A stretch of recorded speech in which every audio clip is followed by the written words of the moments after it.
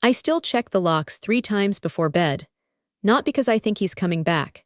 Derek is. Somewhere else now, a motel I heard. Delivering packages for a company that doesn't ask questions.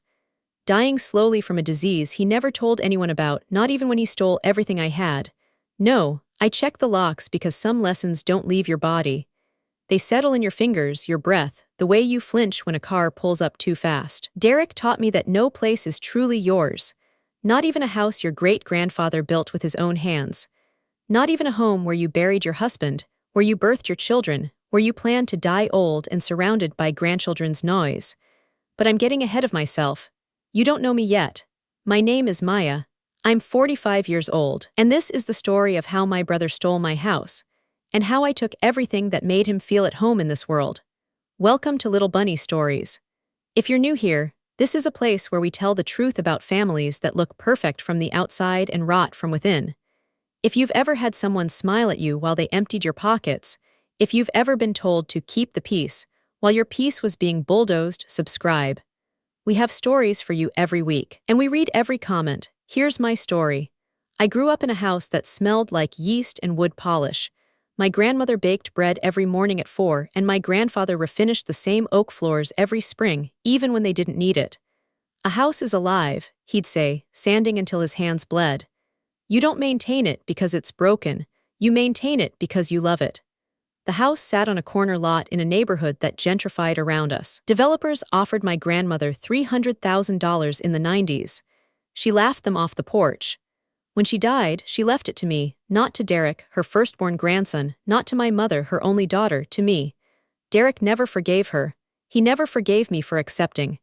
He was the golden child, the son, the carrier of the name. 8 years older, handsome in a way that made people trust him immediately, the kind of man who remembered your wife's birthday and your daughter's ballet recital. He sold insurance, which meant he sold trust for a living, and he was good at it, too good. At family dinners, he'd squeeze my shoulder and say, "Still living in Grandma's place, Maya, that's sweet, nostalgic." His wife would giggle.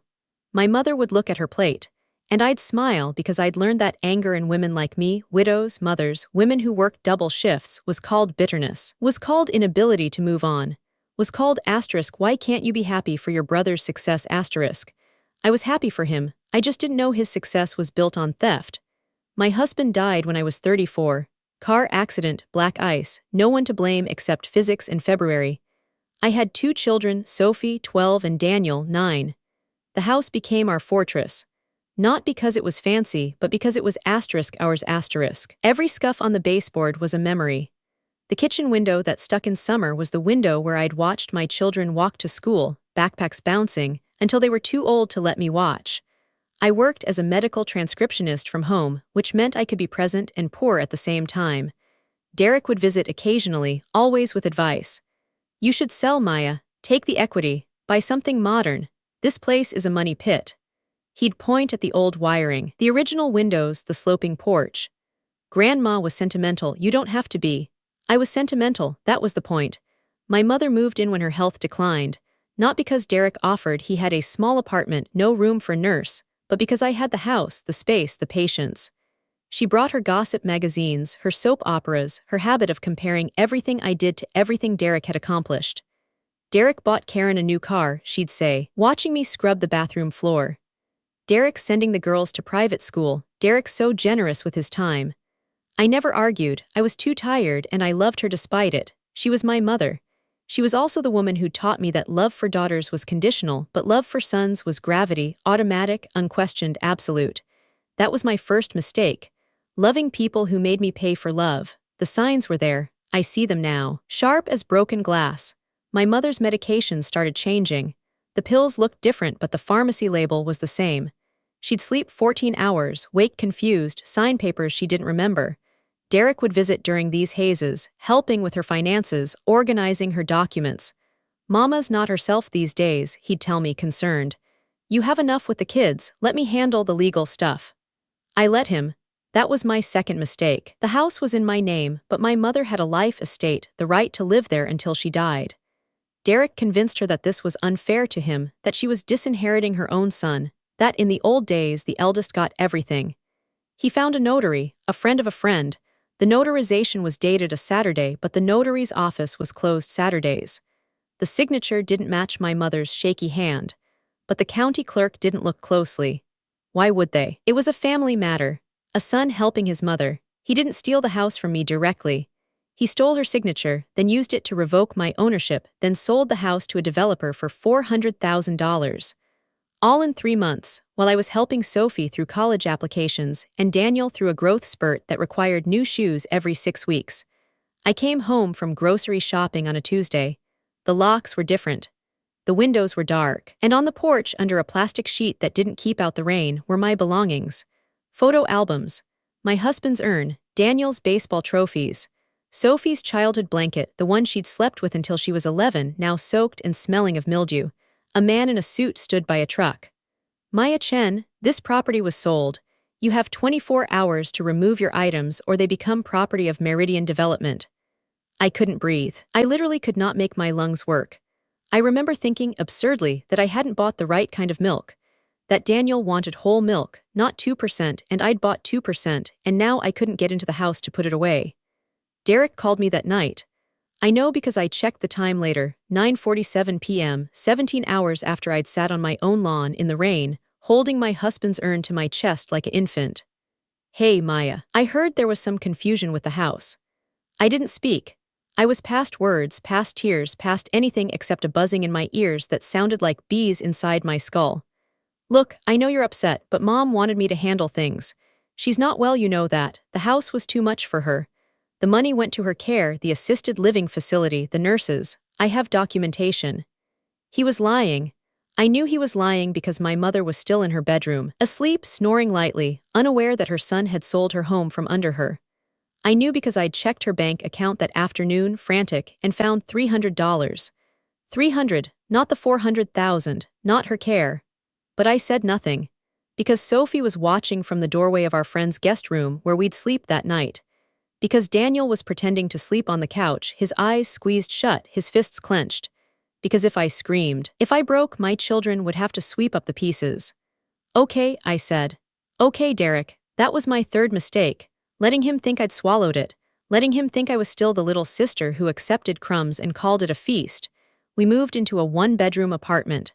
Sophie took the couch, Daniel the air mattress, me the floor beside them because the bedroom was too far away if they needed me in the night. I worked days transcribing medical records, nights cleaning office buildings, weekends stocking shelves at a grocery store. I slept 4 hours, sometimes 3. I lost 15 pounds. I developed a twitch in my left eye that stayed for 6 months. And every night, after the children were asleep, I opened my laptop and I learned asterisk. Derek had been careless, arrogant. He'd used the same email for his fraudulent notary contact as he did for his fantasy football league. He'd texted his girlfriend about the big score on a phone plan my mother paid for. He deposited the developer's check into an account he'd opened with his real social security number, then transferred it to an offshore account in the Caymans, but he'd left a trail of breadcrumbs a starving woman could follow. I didn't sleep. I followed. I found the girlfriend first. Karen was gone. She divorced him when the money appeared, suspicious of sudden wealth from a man who'd complained about car payments for years. The new one was named Jessica, 26, an influencer with 50,000 followers and a dream of becoming a lifestyle maven. Derek had met her at a conference. He was separated, he told her, going through a difficult divorce. He was buying her a house, he said, a mansion in the hills.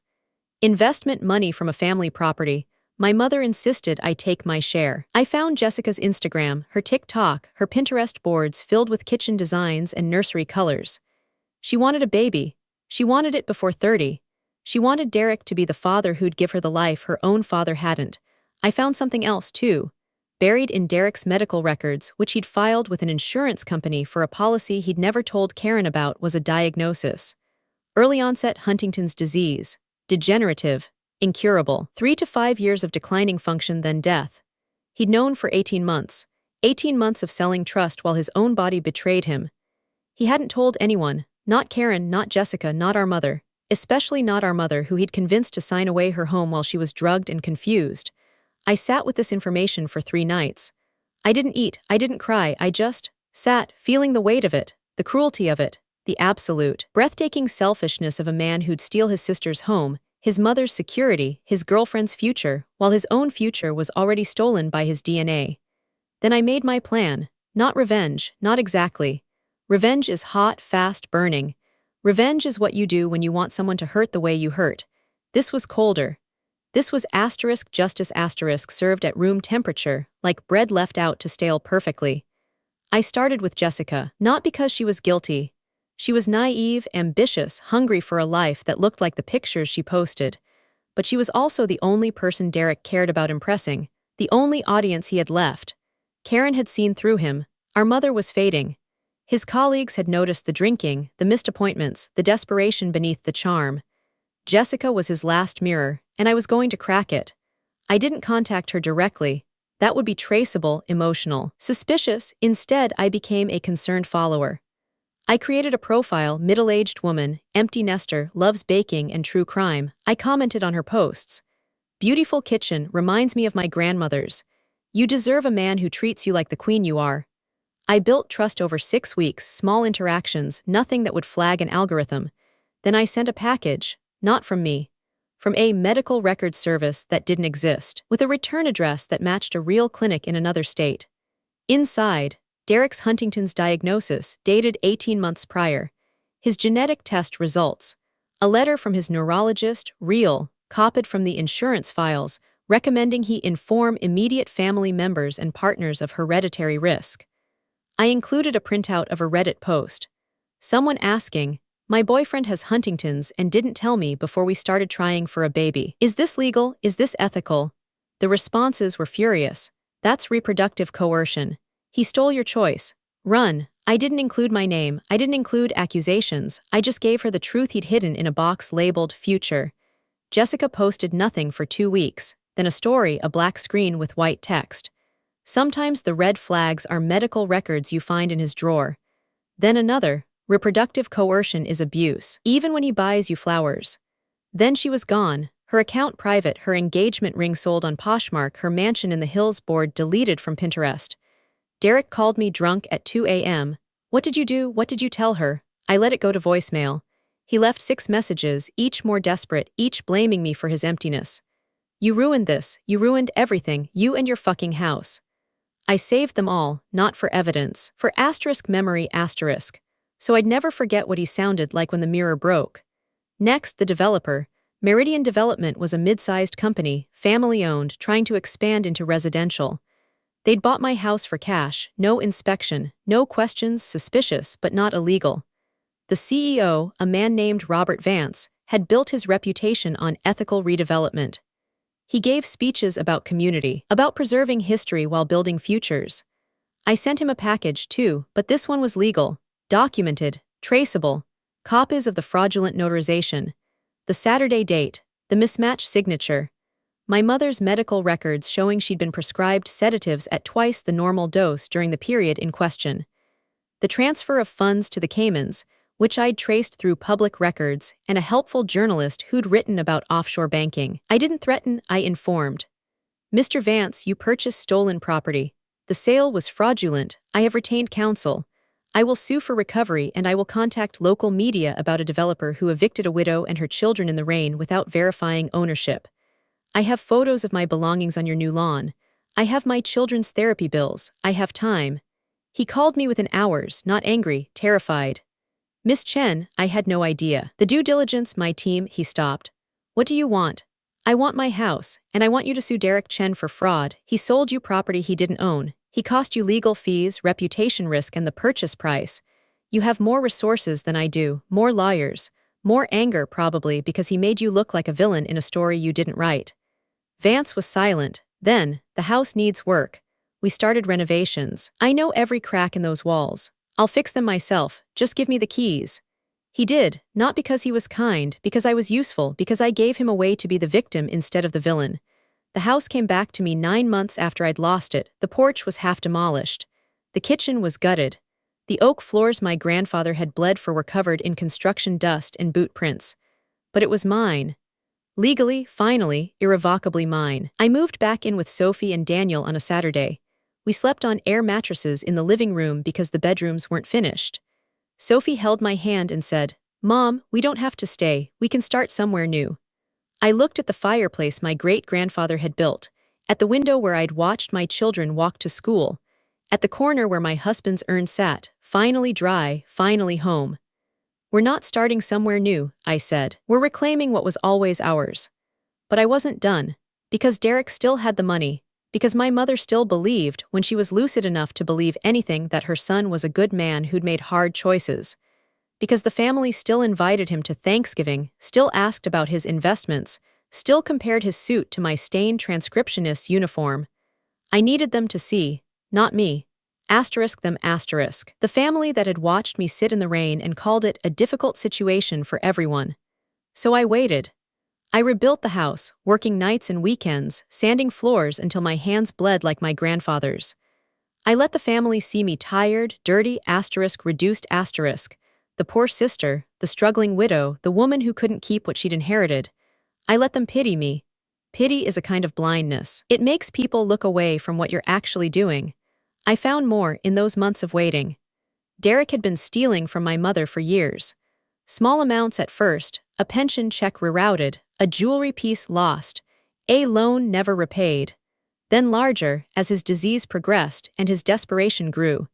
He'd replaced her real medications with placebos during the months before the house sale, keeping her confused enough to sign but alive enough to not trigger a welfare check. He'd been planning it for 2 years. Maybe longer. I compiled it all. Bank statements, pharmacy records, emails where he discussed the old woman's declining capacity with his fraudulent notary friend.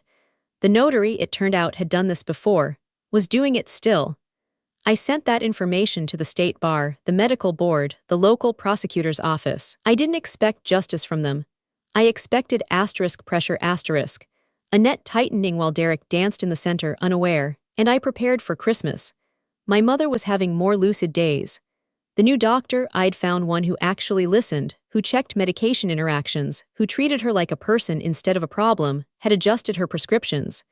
She was frail, forgetful, but sometimes present. Sometimes herself. I invited her to Christmas dinner, at the house. The rebuilt house with new windows and restored floors and a kitchen that smelled like yeast and hope. I invited the family, aunts, cousins, the ones who'd said both sides are hurting when I'd been locked out. I invited Derek.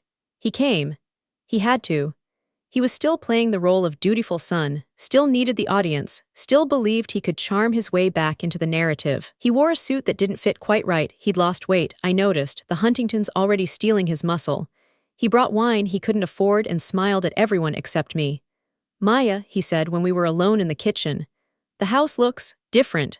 Better, I said, not looking up from the turkey I was basting. Stronger, you can't just take something and expect it to stay broken, Derek. Some things fight back. He laughed nervous. Still bitter, I see. I told you the money went to Mom's care. I have the receipts. You have nothing, I said, still calm, still basting. You spent it on a girlfriend who left you, a mansion you never bought, and a disease you're too cowardly to name. How much time do you have left, Derek? 2 years, 3, and you're spending it stealing from women who loved you. He went pale, actually gray, the color of old ash. How did you? I know everything. I've known for months. And tonight, everyone else will know too. He grabbed my arm, hard enough to bruise. You miserable, you think anyone will believe you, Mom senile, the family's tired of your drama.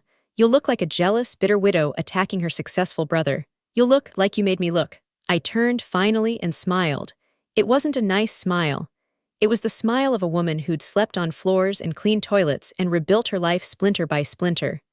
Sit down, Derek. Dinner's almost ready, and I made your favorite. I didn't poison the food. That would be too easy, too criminal, too much like him. Instead, I served truth for dessert.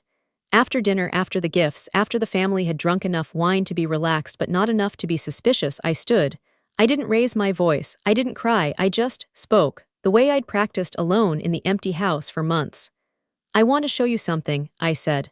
A Christmas gift, sort of, for the family. I turned on the television. I'd connected my laptop.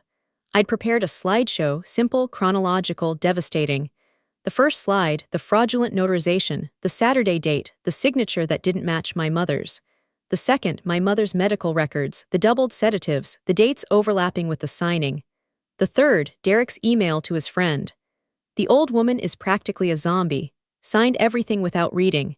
Easier than I expected. The fourth, the transfer to the Caymans. The account number, the date 3 days after I'd sat in the rain. The 5th, Jessica's Instagram post, reproductive coercion is abuse. The medical records I'd sent her, the diagnosis he'd hidden. The 6th, Derek's own diagnosis. Huntington's, early onset, 3 to 5 years, dated 18 months before he stole my house. The room was silent. My cousin's husband stopped chewing. My aunt's wine glass froze halfway to her lips. And my mother, who'd chosen him over me 100 times, who'd asked me to keep the peace, who'd signed away my home with a hand she couldn't control, she looked at Derek with something I'd never seen in her eyes before. Asterisk recognition. Not love, recognition of what he was. Asterisk Derek stood. She's crazy, this is fabricated, there's more, I said. The notary you used, he's under investigation. 3 other families, same pattern. The state prosecutor has your emails. The IRS has your offshore account. And Meridian Development, they're suing you for fraud. $400,000 plus damages plus legal fees. You don't have it, you never did, you spent it on a life that didn't want you. He looked at our mother. For help, I think. For the rescue that had always come, the forgiveness that had always been automatic because he was the son and I was just the daughter. Mama, he whispered. My mother stood, slowly, shaking but standing. She walked to me, not to him, to me, and took my hand. Her fingers were cold, bird-boned, but they squeezed with surprising strength. You stole my signature, she said, not to me, to him. You stole my daughter's home, you stole my dignity. And the worst thing, her voice broke, but she continued, the worst thing is you stole my choice. You made me choose between my children, and you made sure I chose wrong. That doesn't come back, Derek, that doesn't fix. She let go of my hand. She walked to the door, she opened it and the winter air rushed in, cold and clean and full of stars. Get out, she said, and don't come back. Derek looked at me, really looked for the first time in years.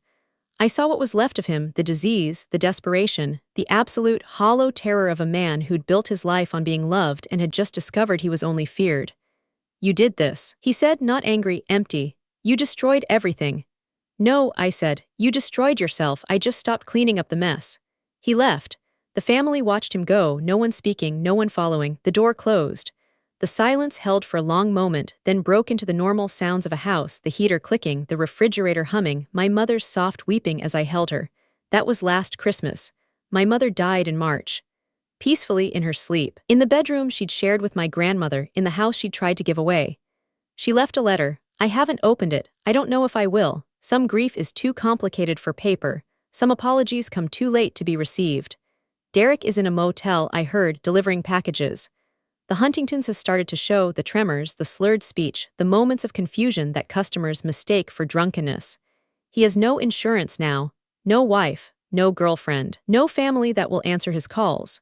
The prosecutor is building a case slowly, but Derek won't live to see trial. The disease will take him first. I check the locks 3 times before bed. I wake sometimes at 4 a.m., the hour my grandmother baked, and I go to the kitchen and I make bread. Not because I need to, because the house is alive and I am still maintaining it, because some things fight back. Sophie graduated from college in May. Daniel starts his junior year in September. They don't talk about Derek. They don't need to. They have learned, as I learned, that family is not blood. Family is who stays when the rain comes. Family is who helps you carry the boxes back inside. The house still has scars. The new porch is different wood, lighter, waiting to age. The kitchen window still sticks in summer, but now I know how to fix it. The fireplace my great-grandfather built warms grandchildren I didn't plan for but welcomed Sophie's daughter, born in June, named Ruth after my grandmother. I am not healed. I don't believe in healing, not the way people mean it. I believe in survival, in maintenance. In the slow, stubborn work of keeping a house standing when everything tries to knock it down. My brother stole my home. He thought that made him powerful. He didn't understand that a house is not walls and deed. A house is the choice to stay, the choice to rebuild, the choice to open the door every morning even though you know someone might try to take it from you again. He made me homeless. I made him understand that home was never something he could take. It was something he never learned to build. I'm Maya. I'm 45 years old. I have 2 children, 1 granddaughter, and a house that smells like yeast and survival. See you in the next story.